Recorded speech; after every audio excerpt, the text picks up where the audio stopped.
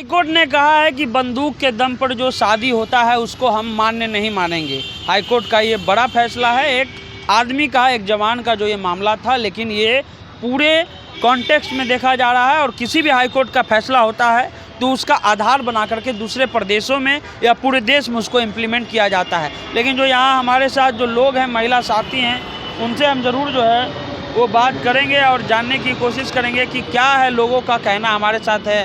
क्या आपको क्या लगता है ये जो हाईकोर्ट का फैसला आया है कि भाई ज़बरदस्ती बंदूक के दम पर ब्याह नहीं होगा, उसको हम मान्य नहीं मानेंगे, क्या ओपिनियन है आपका? अगर हाई कोर्ट ने फैसला लिया है तो जरूर कुछ सोच समझ के ही फैसला लिया है और उनका फैसला जायज़ है, लीगल है। इनलीगल नहीं है। और ये तो अब पकड़ुआ विवाह पहले होता था, आज के समय में नहीं होता है। अगर हाई कोर्ट फैसला लिया है तो बहुत अच्छे तरीके से, बहुत सोच समझ के ही हाई कोर्ट फैसला लिया है। और जहाँ तक पकड़ुआ विवाह, ये पहले लड़कियों को दबा के रखा जाता था।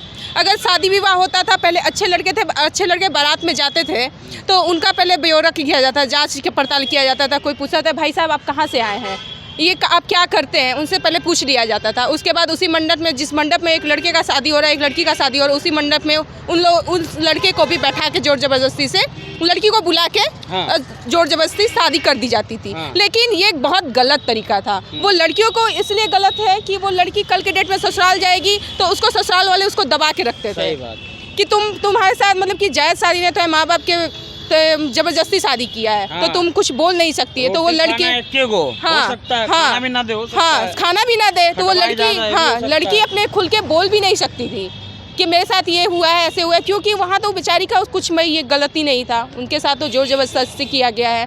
इसलिए ये तो हाई कोर्ट ने अगर फैसला लिया है तो अच्छी फैसला लिया है। कोई आपकी अनुभूति रही अपनी कि आपने कोई भी मतलब कि सुना हो गांव में, जवार में, कहीं पे?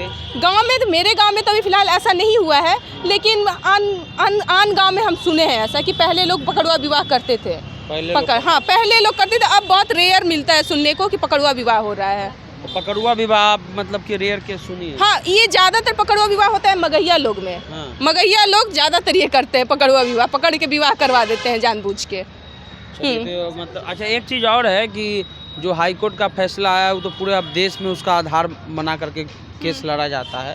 तो क्या लगता है आपको कि सिर्फ महिला का ही नहीं, पुरुष का भी शोषण होता है इसमें? हाँ, पुरुष का भी शोषण होता है। अगर लड़का नहीं चाहता है फिर भी उसको जोर जबरदस्ती करके उसका परिवार वाला, माँ बाप जो है जबरदस्ती से शादी करवा देते हैं। ये तो गलत है, सरासर गलत है। वो लड़का क्यों ना हो, वो लड़की क्यों ना, सबको अपनी स्वतंत्रता चाहिए।